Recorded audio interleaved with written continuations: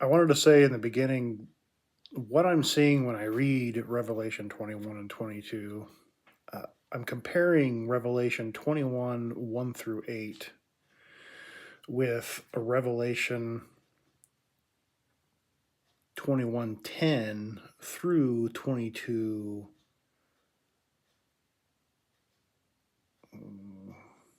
5. And to make it a little easier, when I'm referring to 21, 1 through 8, the New Jerusalem, I'll just say 21 or chapter 21. And when I'm referring to Jerusalem in 21:10 through 22:5, I'll just say 22 because I'll be going back and forth.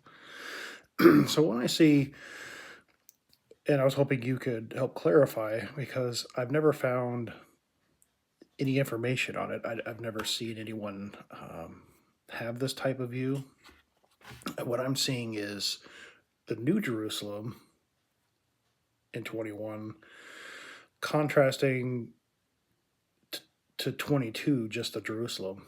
And the first question that no one's really been able to answer is why is one New Jerusalem and the other titled just Jerusalem?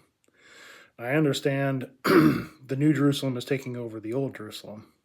I think that's very obvious. But if, as most people contend, the two Jerusalems are the same, they're the exact same thing, why are they different? Why are they named different? And why do they have different aspects, such as first in Revelation 21, verse 1, John says he saw. This saw is more of a, I saw that the boat was not in the water. So he's not actually seeing the boat. He's saying that it's not there. He's perceiving it. It's a different type of saw in English. Uh, I'm not going to go into the Greek too much. I've read it in the Greek many times. I know you know your Greek as well. So, for the interest of time, I'll just refer to a couple things in Greek. But he saw the new heaven and new earth. The first part that kind of contrasts these two Jerusalems is the tabernacle. So we have a tabernacle, and then it's among humans in the Greek. I think it was Titus, if I'm not mistaken, where Jesus is called the man, Jesus Christ, the intercessor. Uh, I know of that, and I'm not really even sure about that verse as well. Are they he's really saying the man Jesus Christ or the man, the people as a whole, Jesus Christ as the intercessor? But are we considered human beings after we've been transformed and are in the new heavens and new earth or the new Jerusalem, however you want to say it? That is kind of what starts off the contrasting between the two, because in the other one we're bond servants, but here we are not. We are humans and we're in a tent. In 22, uh, Jerusalem, we have the actual throne. We have the throne and we have God and the Lamb. But here we do not have a throne. Here we have a tabernacle. We'll be dwelling among them. It seems very reminiscent of old times where they're in the tabernacle, they're nomads, they're running around, and they're dwelling with God. Um, but that seems to start that the difference between the two. To follow up with, obviously we have chapter 4 or verse 4, wipe away every tear from the eyes, no longer any death, and I think that's a different subject. It's, a lot of people have a problem with it. I do too. I don't want to just skim over it. But with verse 4, we have these, but in 22, they summarize it as there's no more curse. And there seems to be quite a difference between the two in Greek. So that would be another point. Not so much of importance now. If someone wanted to get into it more later, I'd be happy to explore it. Not that I really know what it says, but just to explore the possibilities. He's declaring, and this voice, again, he's just like the throne in 20. He's like, I saw a person on the throne, but he didn't actually see it. Just like in chapter 1, I turned around and I saw the lampstands, but he's not actually seeing lampstands. He's seeing it in this vision that he's having. But this thought, this Greek word saw, I forget what the lema was. Haro was the lema. It's not the actual spelling that they use, but this saw that we take as saw isn't really seeing visually exactly what he's describing. And I also noticed that besides it coming down, New Jerusalem, the holy city, as a bride adorned for her husband, not the actual city, because that happens in verse 10 when the angel shows him. He showed me the holy city, and that's where he starts to describe the city, diamonds, all these jewels and gates.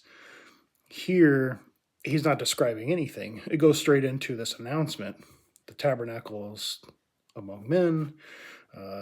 We have this complicated verse 6 where he says, "It is done. It's completed." It's it doesn't really say what is completed. Like I think you said in one of your videos, but it's done. To me, it seems more like the prophecy, the promise. I mean, the promise that I made, it's done. Then he says, "I am the Alpha and Omega." And here we get more contrasting between the two in verse 6 and the end of verse 6. I will give to the one who thirsts from the spring of water of life without cost. But in 22, there's a river. What would be the purpose of a spring and a river? I will be his God, and he will be my son. Whoever overcomes it will inherit these things. It seems more of like an adoption process. At this point in time, if you go to 22 verse...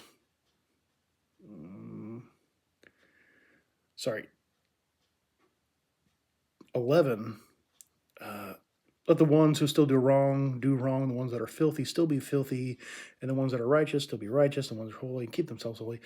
To me, here, it almost seems like it's so close. Don't even evangelize anymore. If someone's bad, just let them be bad.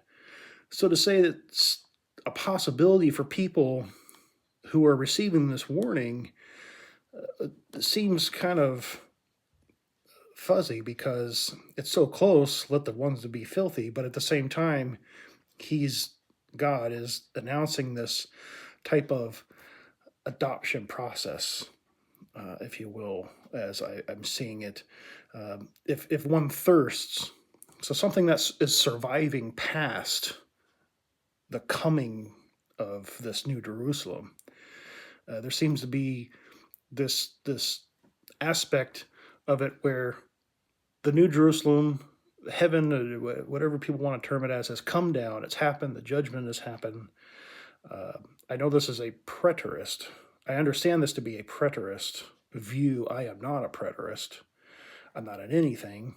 I don't look at preterist material or really any other material or read books about preterism or really anything else, but it seems to be a past event. It seems like I tried to put it ahead of it, but because of 22:11 kind of negates that idea, where it's happening so fast it's not even an issue anymore because it's too late for anyone who's rotten. Yet there is still this process that appears to be earthly for us, and I would say the word humans at this point. From the spring of water life, they will inherit. I will be as God and be my son, especially the thirsting for the spring of the water of life. And then we get into the other people. But it goes on in verse 8, their part will be in the lake of fire. So it seems like we're going back to pre-judgment time where they will be burned up. I think it could also be saying that, and or this being thrown in the lake of fire, like they described in verse 20 or chapter 20, at the end of chapter 20, is an ongoing thing. There's a continual ongoing separation after this is in place. I know this is not your view from what I've heard, but it just seems when you read them and you compare each of them, I just wanted to know what you thought and if there was other explanations for it. And then there's a break. There's a break, and we have one of the angels from the plagues, and he says, I'll show you the bride. Now, here's the bride, the wife of the Lamb. Before, it was not the bride. Here it was New Jerusalem made ready as a bride, but not the bride. Here we're seeing the bride. Here it's the holy city as well, coming down from God, but they've added having the glory of God, which is absent in 21 in the New Jerusalem. And then we have all the stones, and we go back to this saw. What was the word again? Haro. I saw no temple in it, just like the statement I was making before. I saw nothing. I saw something that wasn't there. And I think that might be able to explain how 21 can be here on earth somehow. Spiritually, I don't know how you would describe it, but something that he could see, but is not seen. And that's kind of where I'm going with this saw, this Haro. And again, you'll notice that there was no temple, there was no throne, there was a tabernacle in 21. There's a voice coming from the throne, but there was nothing there but a tabernacle. And then we have the light, which is again different, but kind of beside the point for this point of view I'm trying to show you.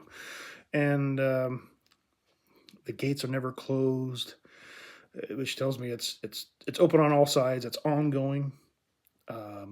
We have this in 21, 24. We have this thing going on where this has happened beforehand. He's announcing that it's all finished. It's done. It's finished. I'm reading from the NASB because I like the literal word. I just happen to like the application for note taking. But it's the NAS 95, and this is saying the nations will walk by its light, and the kings of the earth will bring their glory into it. So, if the whole world is destroyed, which I'm not finding in Revelation, I think 1/3. I don't know what chapter it is, 13 maybe. Where only 1/3 of the earth is destroyed. Maybe later in the chapters. But nothing explained the entire destruction of the earth. When you have in 20, heaven and earth fled away, it doesn't seem like it destructive. It just seems like it disappears. The Greek word, it just disappeared. It's gone. I don't know if that's a Hebraism for destruction, or if it's something physical, or if it's something not physical. Could this just be simply a renewal and agreement? Hey, we got a new contract we're working under now. Same job, same everything, same work site, but under a new program, under a new working contract. Not necessarily physical. And while this new heaven and earth is in place, it could explain 24, chapter 21, 24, where we have kings and nations and people, humans, still bringing their glory into it, or being sent to the lake of fire, into just Jerusalem, of course. I'm kind of seeing 21, 1 through 8, as more of a consulate, if you will, but a consulate to where God is here on earth. So, something we can interact with, something that a process we go through. This adoption process. You can, if you thirst, you can become my son, or become my, the son is child. be my child, bring you into my family, and which puts your name into the book of life right at the end of chapter 21. And then here we are, like I said earlier in chapter 22, um, we have a river of water of life, and we have the throne, and we have a tree, and then the leaves are for the nations, healing. And I can understand at the time it could be for that purpose, but both of them existing at the exact same time doesn't seem likely based on what they're saying from what I'm reading. We got the fruit. Again, we have in verse 3, we have no more curse. The throne of God and the Lamb will be in it. And bondservants, the slaves, us. And it seems the slaves is always the same before on earth, and underneath the table getting robes, and here bondservants again. When I read it, elsewhere in the New Testament, when they refer to humans, it's kind of a derogatory. It's like when they speak of it, they're above it. Oh, things are made with human hands. It's not very good. It's kind of like having dinner with my mother-in-law. Everything's very negative and very, and that's kind of why when people say humans, it kind of seems beneath them. And here we have this bond servants, and again we have this. They will see his face, and their name and his name will be on their foreheads. Again, something that's absent from 21. And again, John is somewhere, he's seeing this thing, he's hearing this voice, and he's being taken somewhere else to a high mountain. So he's being taken somewhere else, and there's a break. He's being taken somewhere completely somewhere else on a high mountain, a very high mountain, and he's being shown these things. He's not seeing them. He's not perceiving them. He's being shown them, and they seem to be somewhat either physical or it's being described as something that he's putting into words that appear to be physical. And here we will see his face. Before we will just be dwelling with him in a tent in a temporary structure. We have the night. Bond servants again soon must take place, and we have these. I'm coming quickly, and then again in verse 11, chapter 22, verse 11. Let the one who's doing wrong still do wrong, and the one in the filthy still be filthy, because the time is so soon. I am coming quickly, must soon take place. Evangelizing anymore at this point doesn't really seem to be something that is recommended almost. It's kind of what I'm reading here. And again, he's, 12, I'm coming quickly. I think this could also explain this dualism, something that's happening right now. From what I'm reading is in 15, outside of the dog, exo, outside. I assume that's what it's saying in English is outside, but out or outside. The dogs and the sources are more. And these people are supposed to be in the lake of fire. They're outside the temple, outside Jerusalem, outside the gates, outside the walls. They can't enter. They're not clean. They can't get in there because they don't have their name in the book of life. But they're still existing after they've been destroyed. And it kind of contradicts that. if it's ongoing, or they were thrown in the lake of fire, are they in the lake of fire? Is surrounded just by a big lake of fire? But it seems to be happening at the same time everything else is happening in. And I think this view, the way I'm seeing it, could kind of explain how both things could be happening at the same time. I just wonder what your opinion was of that. So, everything else is, the bride says come. So that's really all. I thank you for your time, and talk to you about it soon. Bye.